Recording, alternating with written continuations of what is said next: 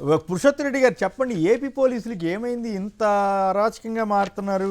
ఈ విడుదల రజని మహిళా నేత, మాజీ మంత్రి అయినప్పుడు కూడా ఆ రకంగా ఆయన ఎవరో సిఐ గారంటే ఇష్టారాజ్యంగా చేశారు. దీని మీద వీళ్ళంతా కూడా వైవి సుబ్బారెడ్డి గారితో సహా అంతా మండిపడ్డారు. మరోవైపు ఏమో అంతకుముందు రోజేమో చీరాల మన ఎంపీటీసీ ఒక ఆవిడ్ని అర్ధరాత్రిగాడో లేకపోతే రాత్రి వేళ అంత అడావుడిగా చీర కూడా కట్టుకోనివ్వకుండా తీసుకెళ్ళటం. ఇప్పుడేమో ప్రకాశం జిల్లాలో లాకప్ డెత్ అంటే ఈయనెవరో పోలీస్ ఆఫీసర్ గారు చంద్రబాబు గారి మెప్పుదల కోసం ఈ అరాచకం చేస్తున్నాడు అన్నట్టుగా ఈ పత్రికలో వచ్చింది. ఏమిటి ఈ పరిస్థితి మారదంటారా? ఈ చంద్రబాబు గారు ఇదే ధోరణిలో ఈ ప్రభుత్వాన్ని నడుపుతారా? చంద్రబాబు గారు మరి ఆయన అబ్బాయి లోకేష్ గారు ఎవరో కానీ ఈ రెడ్ బుక్ న్యూసెన్స్ తోటే ఈ సమస్య వస్తూ ఉందంటారా? ఒక పరిధి దాటి ఎవరు ప్రవర్తించినా విపరీత పోకళ్ళకు దారితీస్తాయి, విపరీత పరిణామాలు వస్తాయి. దానికి అందరూ బాధితులు అవుతాము. అల్టిమేట్ గా దీన్ని నమ్ముకున్న వాళ్ళు నష్టపోతారు. అది ప్రభుత్వం ఇంత త్వరగా గుర్తిస్తే మంచిది. అంటే సందర్భం కాబట్టి ఆ పాయింట్ ఉదాహరిస్తాను. యుద్ధం గురించి కూడా మాట్లాడుకున్నాను కాబట్టి WTO టవర్స్ ని కూల్చేశారు ఒసామా బిన్ లాడెన్, మీకు గుర్తుంటే.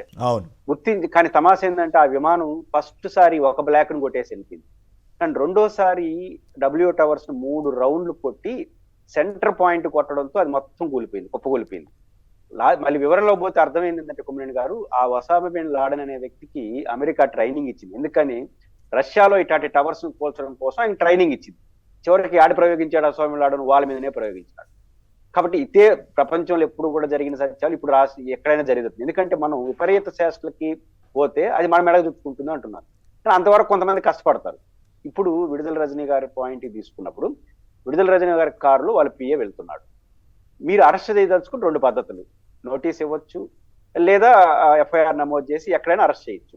లేదా ఆమె అడుగుతుంది ఎందుకు వచ్చారు, ఏంటి, నేనే అప్పగిస్తానని అడుగుతుంది. కనీస బాధ్యత కదా. మాజీ మంత్రి అవన్నీ పక్కన పెడతాం.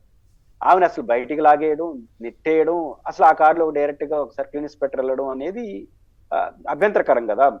మహిళ అనేది పక్కన పెడదాం, ఒక పౌరురాలుగా ఆమె అడుగుతుంది అప్పటికి ఎందుకు అంటే నీ మీద ఉండోది. ఒకవేళ ఆమె నాన్ కోఆపరేట్ చేసింది అనుకుందాం, ఆమె పైన కేసు పెట్టచ్చు. పోలీసులు విధి నిర్వహణను అడ్డుకుంటున్నారని కేసు పెట్టచ్చు, మీకు ఆ రైట్ ఉంది. రెండోది, అతన్ని ఎక్కడి నుంచి వెళ్ళిపోతున్నాడు, కారులో ఇంకొక ఆఫీస్కి వెళ్తున్నాడు, ఆమెతో ఉన్నాడు. ఒకవేళ రాష్ట్రాన్ని విడిచిపెట్టి వెళ్ళిపోవడం లేదా ఇంకేదన్నా ఉంటే పారిపోతాడని చెప్పి ముందస్తు చర్యలు తీసుకోవచ్చు. కారులో పోతున్నప్పుడు వెనకాల వెంబడించండి, కారులో నోటీస్ ఇవ్వండి, అపారారిపోతే అప్పుడు పట్టుకోండి. ఇన్ని మార్గాలు ఉన్నా పోయినారంటే ఒక భయభ్రాంతులకు గురి చేసే ఆలోచన కనిపిస్తాం. అంతకుమించి నాకేం అడేం కనపడాల. భయభ్రాంతులకు గురి చేయడం, ఒత్తిడి తేవడం, అవమానిస్తే భయపడతారనే పద్ధతిని కనపడింది. వార్త చదివితే కూడా చాలా ఆందోళనకరంగా ఉంది. పోలీస్ ఆఫీసర్లు ఇంత ఘోరంగా తయారవుతారా అనే బాధ కలగదా? నిస్సందేహంగా. అంటే మన చట్టం పరిధిలో యాక్షన్ వదిలేసి చట్టానికి అతీతమైన యాక్షన్ తీసుకుంటే ఈ సమస్య వస్తుంది. ఇప్పుడు చట్టపరంగా వాళ్ళు పిఏ పైన చట్టపరంగా యాక్షన్ తీసుకుంటే ఎవరొద్దు అన్నారు, లేదా ఇంకొకరి పైన యాక్షన్. ఇప్పుడు జరిగిన వాటిలన్నీ అభ్యంతరాలు ఏడొస్తున్నాయి. వాళ్ళు చేసిన తప్పు పైన చర్య తీసుకోండి. ఏ నేరం చేశారు, ఏ తప్పు చేశారు, ఏ సెక్షన్ ప్రకారం వాళ్ళపైన చర్య తీసుకోవాలి. ఈ 3 పాయింట్లు వదిలేసి నాకు సెక్షన్ కన్నా కొన్ని రోజులు లోపల పెట్టాలనే కోరిక ఎక్కువ అనిపిస్తాను. ఇప్పుడు ఫలానా తిట్టారనుకోండి, అభ్యంతరకర భాష, దానికి లోపల పెట్టి విచారించే సెక్షన్లు ఏమి లేవు. కాబట్టి మన కోరిక ఏంటి, కొన్ని రోజులను లోపల పెట్టాలని కోరుకుంది. కాబట్టి చట్టాలు కాకుండా ఏరే ముందుకు వెళ్తున్నారు. 111 వ్యవస్థీకృత నేరాల చట్టం. వ్యవస్థీకృత నేరాల చట్టం ఎంత ప్రమాదకరం. అది కూడా మళ్ళీ వైసీపీ వాళ్ళు అయితేనే, తెలుగుదేశం వాళ్ళు అయితే వెంటనే బెయిల్ వచ్చేస్తాయి 4-5 రోజుల్లోనూ 6 రోజుల్లో. ఏంటంటే వైసీపీ వాళ్ళైనా ఇంకొకరైనా ఒక అభ్యంతరకర భాష వాడారు, ఇంకొకరు కూడా అదే భాష అంతకన్నా ఎక్కువ వాడితే వాళ్ళ పిల్లలు సేమ్ రియాక్షన్ ఉంటే 111కి ఒక న్యాయం. మీరు వీళ్ళకి ఒక ధర్మం, వాళ్ళకి ఒక ధర్మం. ముఖ్యంగా నాకు విడుదల రజనీ గారి విషయంలో మాత్రం నాకు అనిపించింది ప్రభుత్వం చాలా తప్పు చేసింది. ప్రభుత్వం అంటున్నాను, ఆ సిఐ గారు ఏముంది, ఆయనకు ఉద్యోగం ఉంటుంది, ఏడబాదు మహాంటీలు వస్తే యాక్షన్ తీసుకోవచ్చు, ఆయనకేం కాదు. కానీ ఏం మెసేజ్ రాష్ట్రంలో మహిళలకు వెళ్ళింది, సమాజానికి, ఒక మహిళ పట్ల, ఒక మాజీ మంత్రి పట్ల కారు పెట్టి లాగేయడం, డోర్ పెట్టి లాగడం, ఆయన నేరుగా కారులో కూర్చోవడం. ఒక మాజీ మంత్రి యొక్క పర్సనల్ కదా కార్ అనేది, వాళ్ళ పర్సనల్ ప్లేస్ కదా, ఆ ప్లేస్ లో ఆమె బయటికి లాగేసి నువ్వు లోపలికి పోవడం అంటే ఏం సిగ్నల్ ఇస్తున్నారు? ఇది ఖచ్చితంగా రాష్ట్రంలో బ్యాడ్ సిగ్నల్ ప్రభుత్వానికి. అర్థం కాకపోవచ్చు, ఎందుకంటే అధికారం అనేది మీకు తెలుసు, కనపడదు. అధికారం పోయేంత వరకు ఆ కళ్ళుకి అధికారమే కనిపిస్తా, ఇంకేం ఉండదు.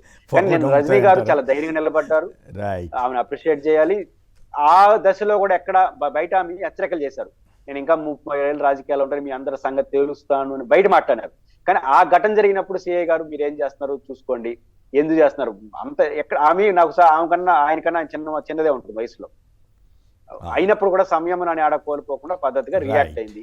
మీరు సమాజం చూస్తుంది కదా, రేపు ఖచ్చితంగా ప్రభుత్వం కానీ దీన్ని పునరాలోచించుకోకపోతే రజనీ గారికి అక్కడ కొంచెం ఇబ్బంది కలిగి ఉండొచ్చు, బాధ కలిగి ఉండొచ్చు, కానీ ప్రభుత్వానికి చాలా ఇబ్బందికర పరిస్థితులు వస్తాయనేది ప్రభుత్వం గుర్తిస్తుంది. పైగా మహిళల జోలికి వస్తే అదే చివరి రోజు అవుద్దని చెప్పి చంద్రబాబు గారు ఏమో బెంకాలు పోతా ఉంటారు, జరిగేమో ఘోరాలు జరుగుతుపోతానే ఉన్నాయి.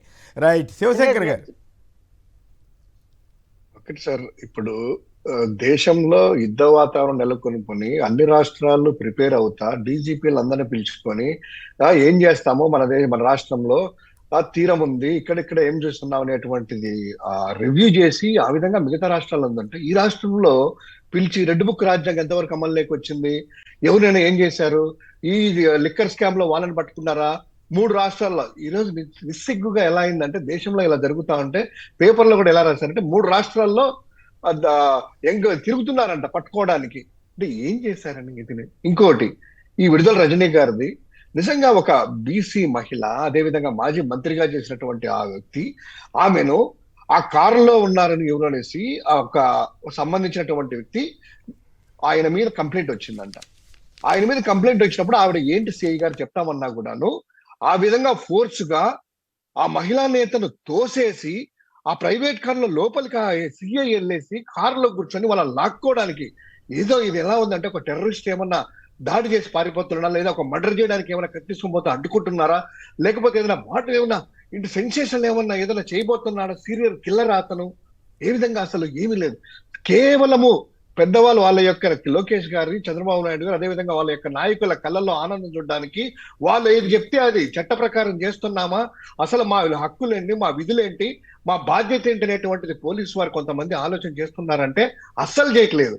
అదేవిధంగా అంతకు ముందు రోజే ఈ తాడికొండ నియోజకవర్గంలో ఆ కంతేరు సంబంధించినటువంటి ఆ ఎంపీటీసీ ఎస్సీ మహిళ ఆవిడకి తెల్లవారుజామున 3 గంటలకు వచ్చి, కల్పన అనేటువంటి ఆవిడ ఇంటికి వచ్చి తెల్లవారుజామున 3 గంటలకి తలుపు కొట్టి బయట తీస్తే ఓపెన్ చేస్తానే ఆమెను తీసుకెళ్లి లాక్కెళ్తున్నారు. ఏంటండి నేను కోక కట్టుకొని వస్తాను, ఆమె లాంగ్వేజ్ లో, అయ్యా నేను కోక కట్టుకొని వస్తాను, ఐటీలో ఉన్నాను, వస్తా సార్ అని ఏం పారిపోలేదు. ఆ ఇంట్లోనే జస్ట్ ఇంట్లోకి వెళ్ళేసి డ్రెస్ చేంజ్ చేసుకోవడానికి కూడాను అవకాశం ఇవ్వకుండా ఆమె ఏదో దేశద్రోహం చేసినట్టు, లేకపోతే ఏదో తీవ్రవాదులతో ఆమె కలిసినట్టు, ఏదో ఒక ఉగ్రదాడి చేస్తున్నట్లు, ఆ విధంగా ఒక ఎస్సీ మహిళను తెల్లవారుజామున 3 గంటలకి లాక్కొని వెళ్ళేసేసి కనీసం బట్టలు చేంజ్ చేసుకోవడానికి కూడా అవకాశం ఇవ్వకుండా చేస్తున్నటువంటి యొక్క దౌర్భాగ్యము, ఈ దుర్మార్గము దేశంలో ఎక్కడా లేదు సార్. ఒక ఆంధ్రప్రదేశ్ రాష్ట్రంలోనే, అది కూడా రెడ్ బుక్ రాజ్యాంగం వచ్చినప్పటి నుంచే. సో ఇవన్నీ పరిణామాలు చూసినట్లయితే వీళ్ళకి పోలీసులు కూడా ఒక సెక్షన్ ఆఫ్ పీపుల్, అందరినీ అనలేదు, ఎవరైతే పోలీసులు కొంతమంది వారి యొక్క గులాములు కొడుతూ వాళ్ళకి రెడ్ బుక్ రాజ్యాంగం, మాకు భారత రాజ్యాంగం లేదు, మా విధుల్లో వీళ్ళు ఏం చెప్తే అది చేస్తున్నటువంటి ఆ యొక్క అధికారులకి మాత్రము ఖచ్చితంగా చట్టం ముందు మాత్రము ఎటువంటి పరిస్థితుల్లో వాళ్ళు తప్పించుకోలేరు. ఎందుకంటే చట్టమే వాళ్ళని బట్టలు లేకుండా ఆ యూనిఫామ్ వాల్యూ ఏంది, నువ్వు చేయాల్సింది ఏంటి, నువ్వు చేసింది ఏంటి అనేటువంటిది క్లియర్ కట్ గా ఉంటది. అదే విధంగా హైకోర్టు దగ్గర నుంచి కింది కోర్టుల వరకు చాలా మటుకు మీరు ఏం చేస్తున్నారు సోషల్ మీడియా కేసులో, అసలు మీరు పెట్టేది కరెక్టేనా? మొన్న కూడాను ఆ వర్ర రవీంద్ర అనేటువంటి వ్యక్తిని 8వ తారీఖున ఆ సీసీ కెమెరాలో పట్టుకొని అరెస్ట్ చేస్తే 11వ తేదీ వరకు అరెస్ట్ చూపించకుండా 11 చేసినట్టు చూపించారు. ఆ సీసీ ఫుటేజ్ చూసిన తర్వాత హైకోర్టు నానా చీవాట్లు పెట్టింది. ఏం తమాషాలు చేస్తున్నారా మీరు, ఇదేంటిది, 3 రోజులు ఏం చేశారు? హైబియస్ కార్పస్ అనేటువంటిది పిటిషన్లు అనేకం ఆంధ్రప్రదేశ్ లో ఇంతకుముందు ఎప్పుడు లేవు. అంటే ఈ రోజు తీసుకెళ్లేదు, ప్రైవేట్ ట్రీట్మెంట్ ఇవ్వడాలు, వాళ్ళకి ఇష్టం వచ్చినట్టు చూడాలు, వీడియో కాల్ చూపించడాలు, వాళ్ళ అధినేతలు సంతోషపడ్డాలు, తర్వాత అరెస్ట్ చేయడాలు. పోలీసులకి ఇది తగునా? మీరు చేసేది జీతం ఇచ్చే తెలుగుదేశం పార్టీ కాదు, ఈ రాష్ట్ర ఖజానా నుంచి, ప్రజల నుంచి సేకరించేటువంటి పన్నుల నుంచి మీకు శాలరీలు వస్తున్నాయి. మీరు సెల్యూట్ కొట్టాల్సింది ఆ యొక్క చట్టానికి, అంతేగాని వీళ్ళకి కాదు. ఇది విపరీత ధోరణులకు, పోకడలకు ఆంధ్రప్రదేశ్ లో తెరలేసింది సార్. దీన్ని వెరీ ప్రమాదపు అంచుల్లో ఉంది. ఈ డేంజర్ బెల్స్ అనేటువంటిది ఇది విషపామయ్యి వారి మెడకే చుట్టుకుంటుంది. రైట్. ఓకే, ఇక మరో అంశంలోకి వెళ్దాం. మా బతుకులతో ఆడుకోవద్దు, స్పోర్ట్స్ సిటీకి భూ సమీకరణ ఒప్పుకోని రైతులు. అయినప్పటికీ ఎన్టీఆర్ జిల్లాలో ల్యాండ్ పూలింగ్కు సిద్ధం. 5 గ్రామాల్లో 2874 ఎకరాల పూలింగ్. వీటిలో ఎక్కువ పట్టా భూములే. ఏంటండి ఈ భూమి పిచ్చి ఏంటండి బాబు, అర్థం కాకుండా ఉంది. అదే 33,000 ఎకరాలు ఎక్కువ అంటే సరే గవర్నమెంట్ ల్యాండ్తో కలిపి 53,000 ఎకరాలు, అవే ఎక్కువ అంటే ఇంకో 44,000 ఎకరాలు అంటారు. ఏంది ఇది? అప్పుడే చెప్పారు కదా నవనగరాలు ఆ భూమిలోనే అన్నారు కదా, ఇప్పుడు మళ్ళీ కొత్త భూముల్లోకి రావటం ఏంటి? ఈ గోల ఏంది? విమానాశ్రయం గన్నవరంలో ఉంటే అంతా కలిపి 25-30 కిలోమీటర్లు ఉండదు, అక్కడ వదిలేసి మళ్ళీ కొత్తగా కడతా ఉంటాం ఏంటి? ఏమిటి అసలు దీనికి ఏం అంత ఉండదంటారా పురుషోత్తం గారు? ఈ రైతు భూ సమీకరణని అదే దానివల్ల ఏదో లాభం వస్తుంది అన్నట్టుగా పిక్చర్ ఇచ్చి చివరికి ఇప్పుడు ఏమీ తేల్చకుండా ఇప్పుడు 5-10 ఏళ్ళు అయిపోయింది, ఇంతవరకు ఒక ఇది లేదు కదా, వాళ్ళకేం డెవలప్మెంట్ ఏమి లేవు కదా. ఆహార భద్రతా చట్టం సెక్షన్ 10 ఏం చెప్తుందంటే 3 పంటలు పండే భూములు ఎటువంటి పరిస్థితులను తీసుకోకూడదు. First point. అనివార్యమైన పరిస్థితుల్లో అది తప్ప ఇంకొక మార్గం లేదన్నప్పుడు ఆ భూమికి రెట్టింపు భూమిని 3 సాగులోకి తీసుకురా. 3 రెట్లు 2013 ప్రకారం 3 రెట్లు అనుకుంటా కదా. 2 రెట్లు తీసుకొని మళ్ళీ రావాలి, అంటే సాగులోకి తీసుకొచ్చి అప్పుడు తీసుకోవాలి, దాన్ని చూపించాలి. అంటే ఆ రకంగా ఇప్పుడు 33,000 ఎకరాలు తీసుకున్నప్పుడు దాదాపు 1,00,000 ఎకరాలని కొత్త భూమిని వ్యవసాయ యోగ్యం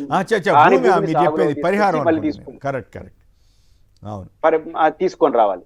ఇట్లాంటిది ఇంత పెద్ద చట్టం ఉన్నా కూడా మేము ఇది ఒక మోడల్ గా ప్రపంచానికి ఒక ఆదర్శంగా తీసుకుంటారు. ఒకటి నేనేమంటానంటే ఈ ఆహార భద్రత చట్టం ప్రకారం ఇచ్చిన కరెక్ట్ కాదు. రెండోది ఎందుకు, ఏ అవసరం కోసం తీసుకున్న ఇంపార్టెంట్. మీరు ప్రస్తావించినట్టు గన్నవరంలో ఎయిర్పోర్ట్ ఉంది, మళ్ళీ ఇంకొక ఎయిర్పోర్ట్ పక్కనే అది సాధ్యమా? ఆక్యుపేషన్ ఉంటుందా కనీసం? విశాఖపట్నంలో వాళ్ళ మాజీ మంత్రి గారు చెప్పారు కదా, నేను విశాఖపట్నం నుంచి అమరావతికి ఫ్లైట్ ఎక్కాలంటే హైదరాబాద్ నుంచి వస్తున్నారు, అది అంటే ప్యాసింజర్ లేక.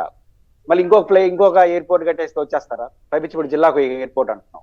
కాబట్టి ఇవన్నీ ఉండగా కూడా భూసేకరణ అనేది ఒక మోడల్ గా తీసుకొని సమీకరణ పేరుతో తీసుకురావడం అనేది అల్టిమేట్ గా ఎవరికి నష్టం అంటే ఇచ్చేవాళ్ళకి నష్టం. ఇప్పుడు లిమిటెడ్ అనుకో కొమ్మినేని గారు 33,000 ఎకరాలు తీసుకున్నారు, ఆడ 1,00,000 ప్లాట్లు ఇవ్వాలి, 1 ఎకరా 100 సెంట్లు అనుకుంటే 27 సెంట్లు తిరిగి ఇస్తే మాకు ఒక కమర్షియల్ వాల్యూ వస్తుంది, వాళ్ళు ఆశపడ్డారు ఈ రైతులు.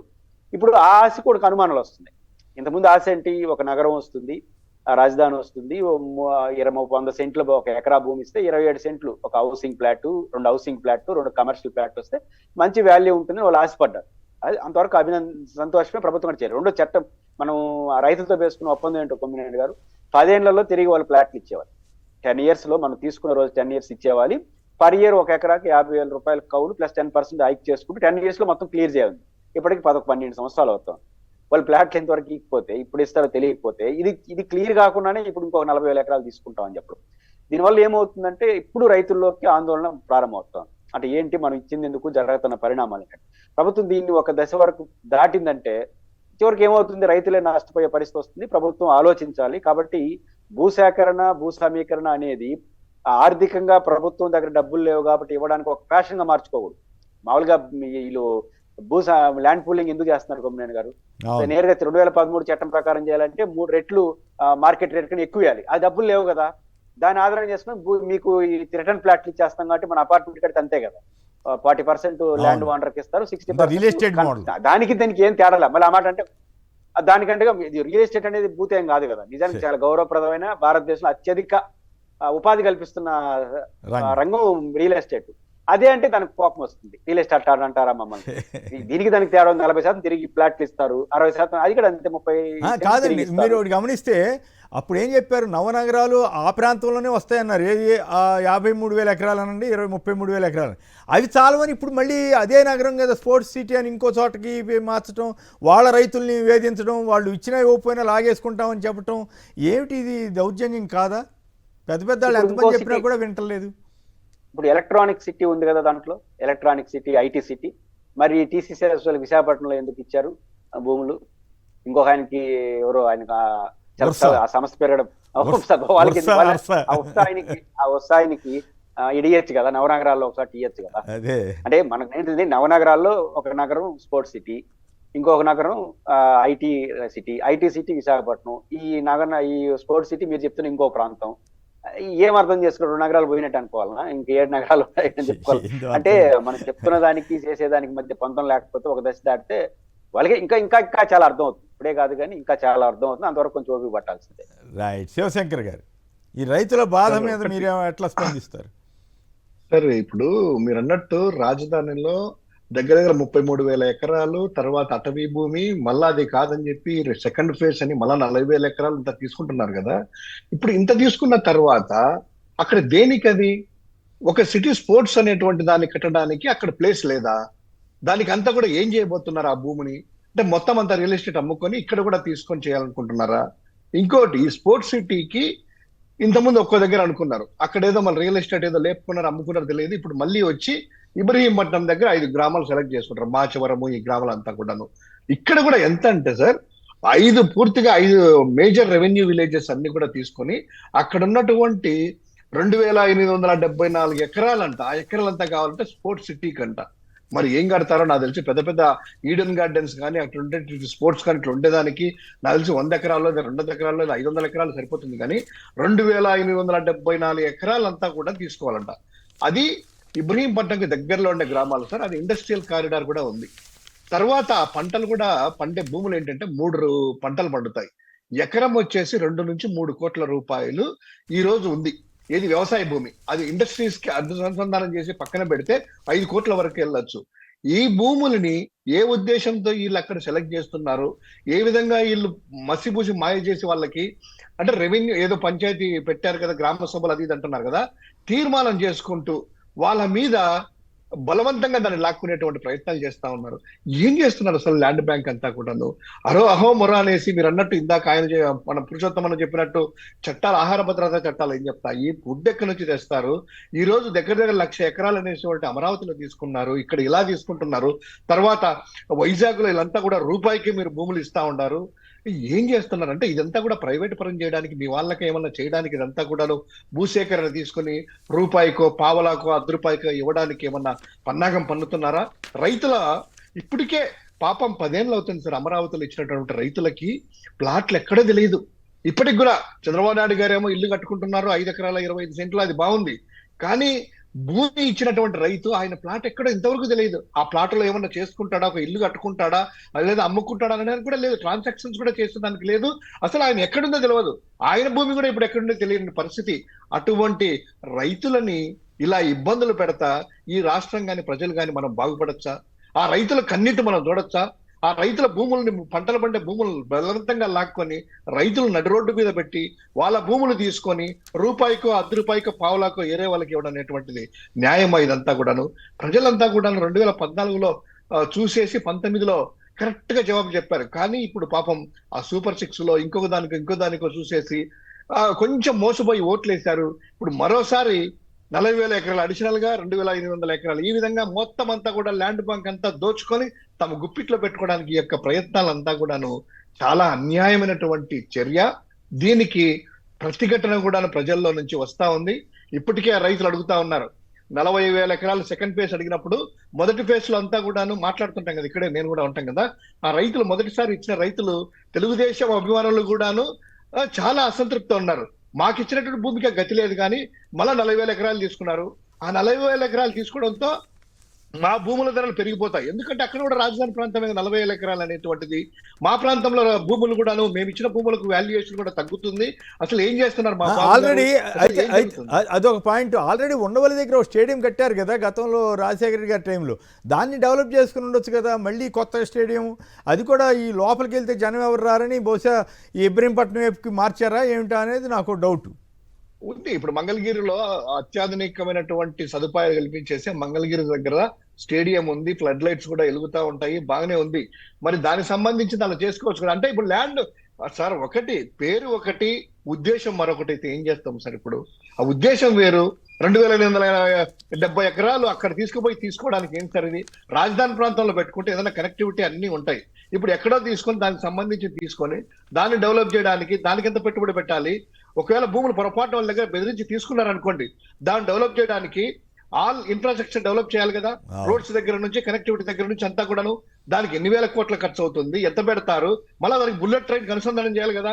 ఏదో బుల్లెట్ ట్రైన్ తీసుకొచ్చారంట కదా, 5,000 ఎకరాల బస్ అది రైల్వే స్టేషన్ కట్టాలంట కదా, ఇక్కడ ఇంకో బుల్లెట్ ట్రైన్ రావడానికి స్టేషన్ కట్టాలి కదా. ఓకే, బుల్లెట్ ట్రైన్ అయిపోయింది, ట్యూబ్లర్ ట్రైన్ అయిపోయింది, హైపర్ రూప్ అయిపోయింది, చాలా రకరకాల ట్రైన్స్ వచ్చేసినాయి కదా. ఎయిర్ బస్సులు వస్తాయేమో. రైట్, ఫైనల్గా పురుషోత్తమ రెడ్డి గారు చెప్పండి, రైతుల సమస్యలు కానీ ఇన్ని రకాల వార్తలు ఇన్ని ఉంటే కూడా ఇప్పుడు రజనీ గారి ఇష్యూ కానీ ఇవన్నీ కూడా అసలు ఈనాడు, ఆంధ్రజ్యోతి ఇటువంటి ఎల్లో మీడియాకి అసలు వార్తలే కాదు, ఎంతసేపు ఏదో లిక్కర్ స్కామ్ను లేని స్కామ్ను సృష్టించి గందరగోళం చేయటం, అసలు ఈ పేపర్లు ఇట్లా అయిపోయినాయి ఎందుకని అంటారు? ఇక ఇది మారే పరిస్థితి లేదంటారా? సంక్షిప్తంగా ఒక మాటలో చెప్పండి.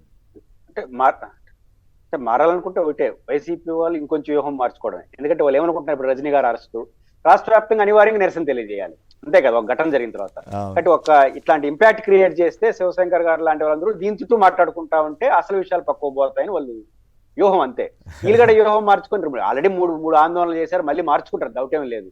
ఇంకా మన వ్యూహం మార్చుకొని, ప్రజల వ్యూహం మార్చుకొని ఆ సమస్యల్లోకి వెళ్ళిపోవడం ద్వారా మాత్రం ఇది ఇంకొక ముగింపు పాల్పొంది అనుకుంటున్నాను.